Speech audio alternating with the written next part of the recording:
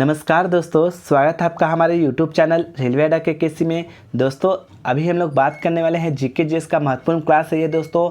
यहाँ से आपको एसएससी एमटीएस का एग्ज़ाम जो अभी चल रहा है या सीएचएसएल का एग्ज़ाम होने वाला हो या सीजीएल का एग्ज़ाम होने वाला है, तो यहाँ पे एसएससी जीडी का भी और रेलवे का एएलपी जैसे कि वैकेंसी बहुत जल्दी आने वाला है।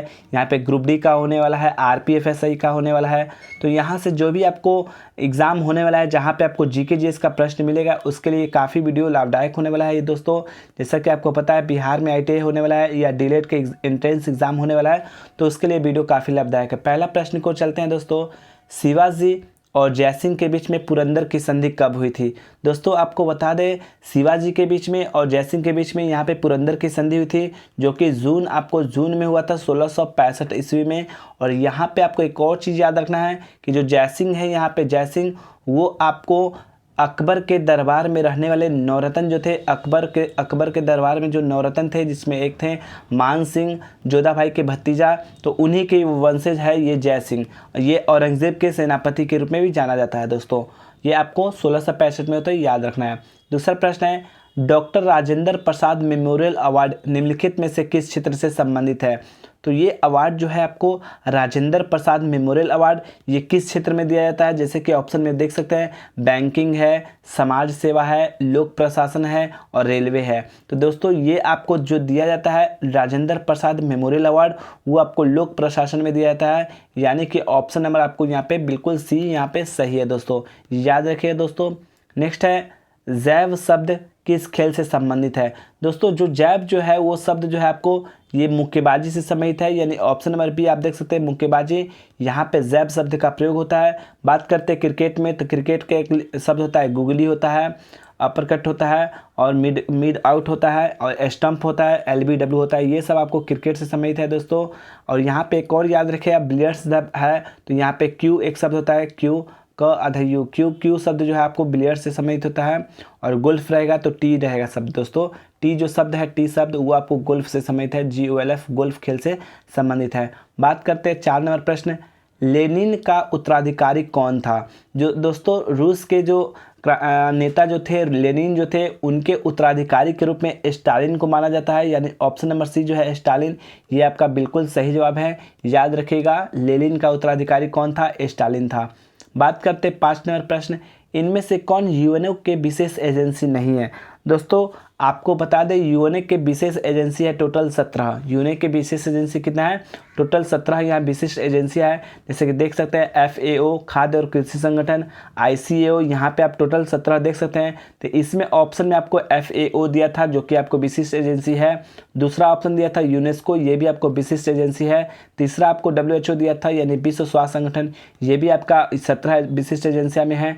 लेकिन यहाँ पे जो चौथा ऑप्शन है, यानी FAO, यूनेस्को और WHO, ये तीनों विशेष एजेंसियां हैं। लेकिन अंतर्राष्ट्रीय अपराध न्यायालय जो है ये विशिष्ट एजेंसी नहीं है, बल्कि इसका अंग है दोस्तों, याद रखिएगा।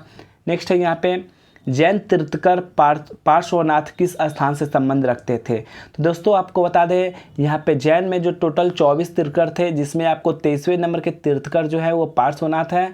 और इनसे एक और क्वेश्चन याद रखिए, पार्श्वनाथ जो है इनका जो चिन्ह है, चिन्ह इनको याद रखिएगा सर्प है। पार्श्वनाथ का जो चिन्ह कौन है?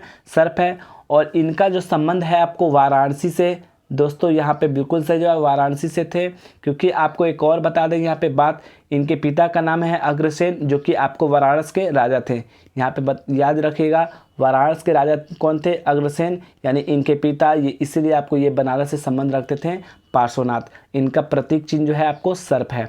नेक्स्ट क्वेश्चन देखते हैं दोस्तों, 7 नंबर प्रश्न है, वह महिला स्वतंत्रता सेनानी कौन थी जो कभी कांग्रेस अध्यक्ष रह चुकी हैं?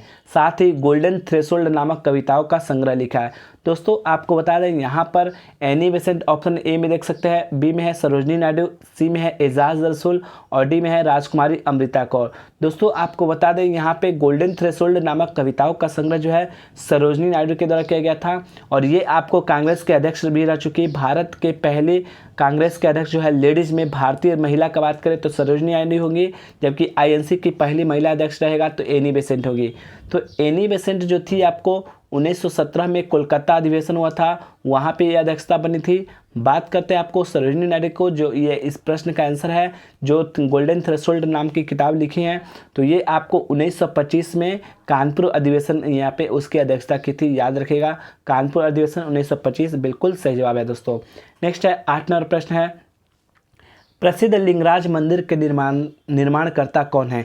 तो दोस्तों आपको बता दें, यहाँ पे भुवनेश्वर में है, उड़ीसा में है लिंगराज मंदिर। इसके निर्माणकर्ता कौन है? दोस्तों यहाँ पे ऑप्शन ए है नरसिंह देव प्रथम, राजराज प्रथम, बिमल शाह और ययाति केसरी। तो यहाँ पे आपका बिल्कुल सही जवाब हो जाएगा ययाति केसरी, और ययाति केसरी के द्वारा ही यहाँ पे लिंगराज मंदिर का निर्माण कराया गया था।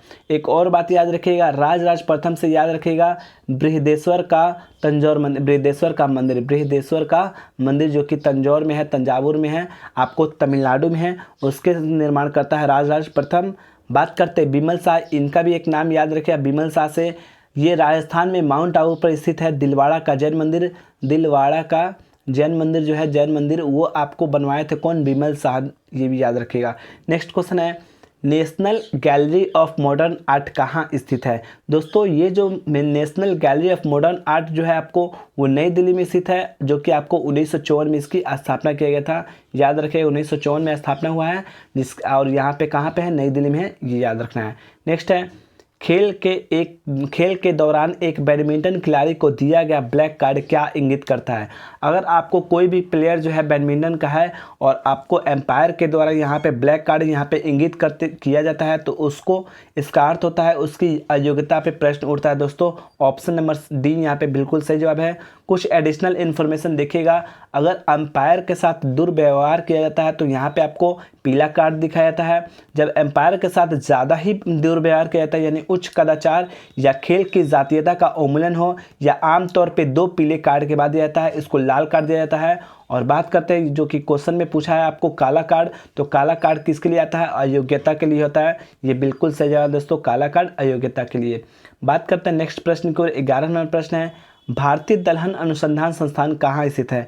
दोस्तों ये जो दलहन अनुसंधान संस्थान है वो आपको कानपुर में है। ऑप्शन नंबर बी यहाँ पे बिल्कुल सही जवाब हो जाएगा। जबकि लखनऊ में आप बात करें तो सिडबी का मुख्यालय है, SIDB सिडबी का मुख्यालय कहाँ है? लखनऊ में है, ये याद रखिएगा। नेक्स्ट है, सेवराय पहाड़िया कहाँ अवस्थित है? दोस्तों सेवराय पहाड़िया जो है आपको कहाँ है? तो तमिलनाडु में है, आपका बिल्कुल ऑप्शन नंबर सी हो जाएगा। जबकि बात करते हैं आंध्र प्रदेश में, तो यहाँ पे शेषाचलम पहाड़िया है, शेषाचलम पहाड़िया जो है यहाँ पे आपको आंध्र प्रदेश में, बिल्कुल सही जवाब है। नेक्स्ट है, संविधान का नामकरण, संविधान हम लोग का भारत का संविधान देखे होंगे, तो उसका नामकरण है भारत का संविधान।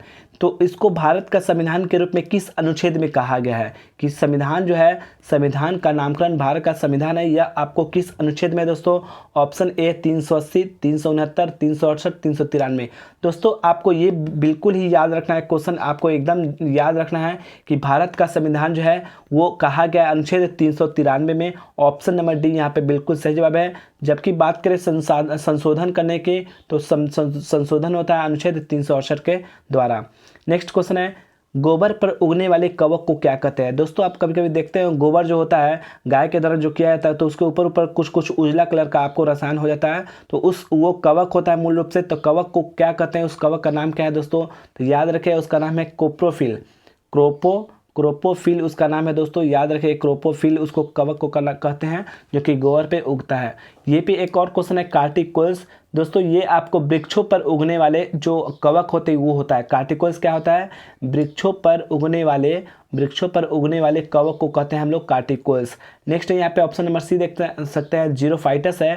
तो इसका याद रखेगा, मरुस्थल आप देखे होंगे, मरुस्थल जो कि राजस्थान में, तो मरुस्थल में उगने वाला पौधा को हम लोग कहते हैं जीरोफाइटस, मरुस्थल में उगने वाला पौधा को। जबकि लिथोफाइटस का अर्थ याद हो जाएगा, चट्टान जो होता है दोस्तों, चट्टान देखे होंगे, तो चट्टान पर उगने वाले पौधा को हम लोग क्या कहते हैं? लिथोफाइटस। लिथो मतलब होता है चट्टान, फाइटस मतलब होता है पौधा। चट्टान पर उगने वाले पौधा को लिथोफाइटस कहते हैं।